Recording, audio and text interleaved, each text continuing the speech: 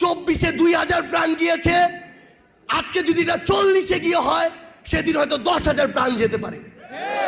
এই জন্য এই বাংলাদেশের যে আমাদের কাঙ্ক্ষিত শব্দ, অভ্যুত্থানের যে স্পিরিট, সেগুলো যদি আমরা আমাদের জায়গা থেকে বাস্তবায়ন করতে চাই, আমরা যেন কাউকে ছাড় না দিই। অন্যায়কে অন্যায় বলবো, সত্যকে সত্য, মিথ্যাকে মিথ্যা।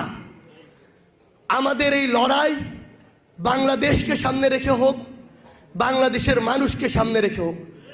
আবারের জন্য কোনো দল, মত, ধর্ম, বর্ণ, গোষ্ঠী এদের কাছে আমরা জিম্মি না হয়ে যাই।